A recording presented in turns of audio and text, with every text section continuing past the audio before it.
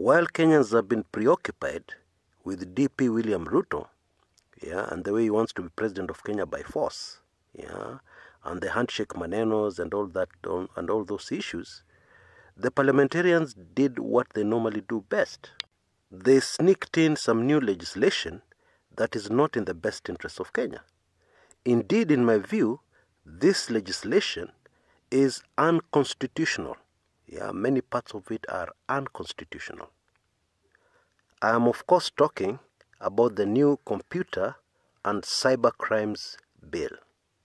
Now, before I go into the specifics, let me give you a bird's eye view of what really this is all about.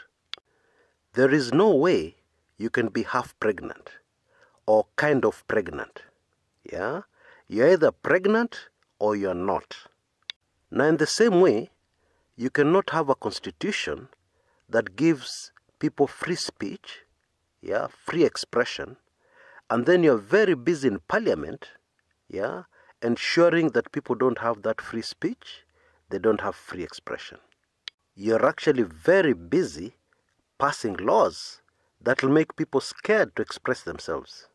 Actually, to put it more bluntly, laws that are designed to greatly discourage people from expressing themselves.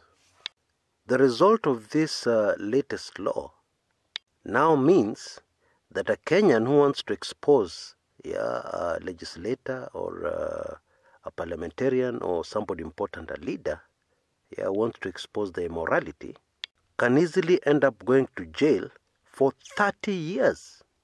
While a person who commits a greater crime, like corruption, which denies one of the things corruption does, it denies medicine in hospitals, maybe somebody dies, etc., etc.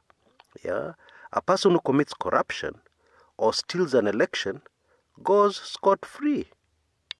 Now that one will never make sense to me in 100 years. We're going to look at that very deeply in a moment after the short upcoming commercial break.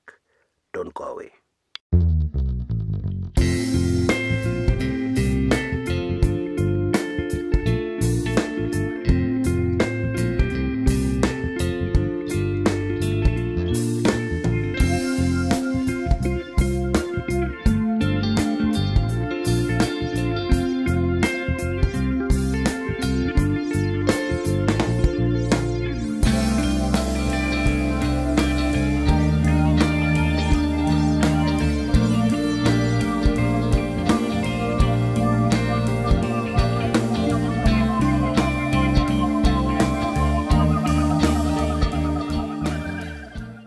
Welcome back.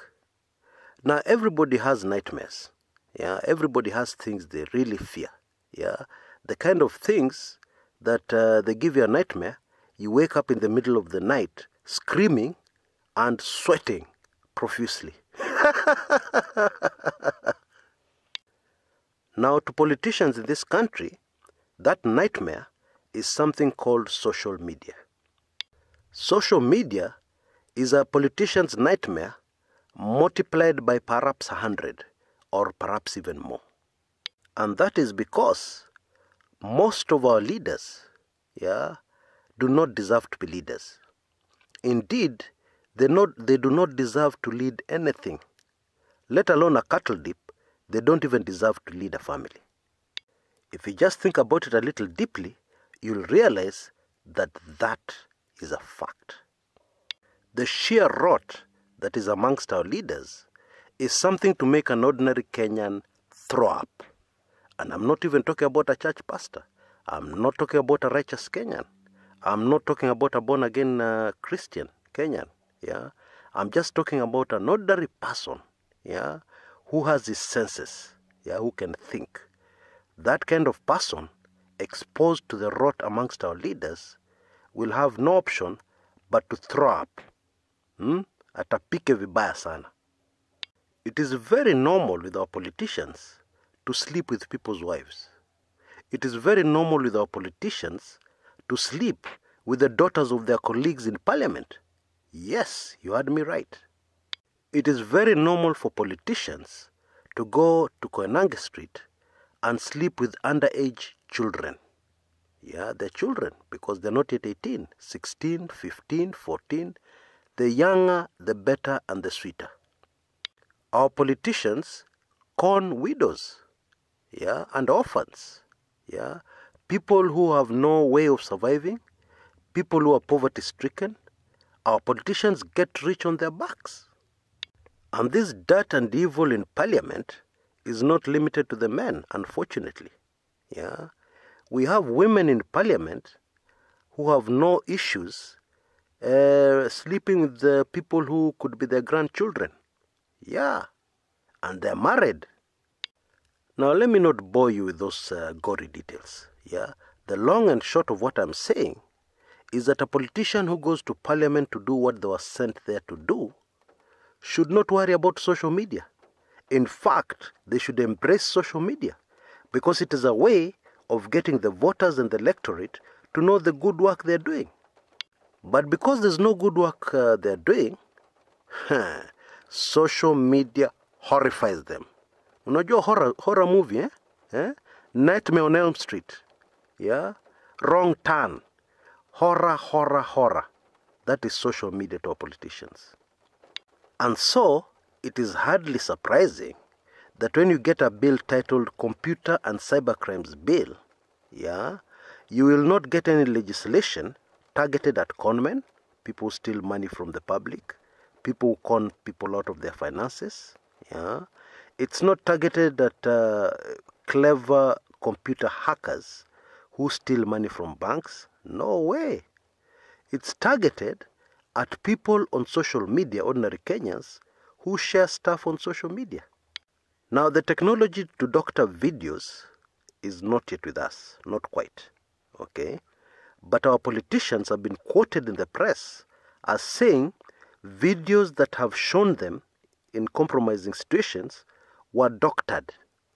What they actually say is that somebody superimposed their face, on the face of the person who's very clearly visible in their birthday suit on a video.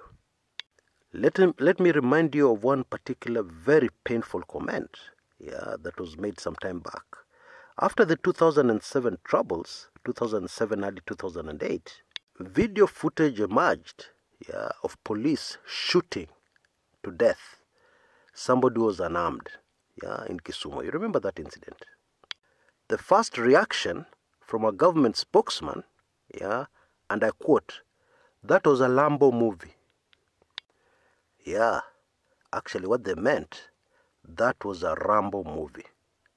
You know Sylvester Stallone, John Rambo, the character, the fictitious character in movies, who shoots their way around all over the place? That's what they meant. But after a lot of pressure from the public, somebody was actually tried for murder, as a result of that video. Now, that particular story did not end well, but we shall not go into that now, for now. I've made my point. And my point is, social media is more important for Kenya right now than it will ever be. Why? Because Kenyans are very determined to clean up their politics, to clean up their politicians. And social media is a tool. Indeed, this channel exists on social media. There are very many excellent channels on YouTube. Let me not look like I'm blowing my own trumpet. There are very many excellent channels on YouTube that expose politicians. They tell us what is really happening in Kenya. And not only for Kenyans in the diaspora, but also for Kenyans within the country. For instance, during a political rally, the normal TV stations, the mainstream TV stations, will edit out a lot of things. But on social media, you will see a very telling expression from a politician, captured on video, and it's there for you to take in. Wonderful. It tells us a lot about what is really happening. From social media, we see videos, lengthy videos which you can rewind and view closely to study the body language of politicians as they try to cheat us. Because that's their business, lying to us all the time. Now, Parliament wants to rein in that. They want to put a leash on that. They want to destroy social media in Kenya. To put it in the words of one of the very eager legislators, when this bill was being passed in Parliament recently, Bwana Kimani Ichung'wah, he said, and I quote, "This will help us to curb the abuse of social media." Okay, I have a question. And what will help us to curb the evil of our politicians? Mheshimiwa, tell me. Now, according to the new bill, publication of false, misleading information, or information that seems to incite violence, or information that seems to be hate speech or ethnic hatred, or negatively affects the rights or reputations of others. Actually, the wording there is wrong. It should have said, negatively affects the rights and reputation of politicians. That's what they really meant. Okay? If you're found guilty of any of these, you are going to pay a fine of 5 million Kenya shillings, or you're going to go to jail for 2 years, or both. Now, what is false information? What is misleading information? Okay? Now, it's very easy to publish something which may at first appear to be false, or something which politicians say is false, so you'll go to jail for 2 years, or something which politicians say is misleading, so you'll go to jail for 2 years. Now, don't get me wrong. I'm not saying the people who break the law on social media should get away with it, but there are laws in existence to deal with them. Defamation, if you spoil somebody's character, take them to court, charge them with defamation. And many other laws which cover any sins which people may commit on social media. And if you share pornographic videos, now here we have to be careful, because what is the definition of pornography? According to our Muslim brothers, who I have deep respect for, pornography could be somebody out swimming in a bikini. That's pornography. Or it could be a woman who exposes her arms. She's not even wearing a hijab. Pornography. It could also be a graphic video exposing the evil of a politician. Pornography. For that, you'll go to jail for 30 years. 30 years. Now, unfortunately, this is not a proposal. This is not a bill that is being discussed. It has been passed into law. All it's waiting for is the president's signature, and it's law. Pap! Wah, wah, wah, wah. I have no words. Until next time, this is Kshs Kumekucha.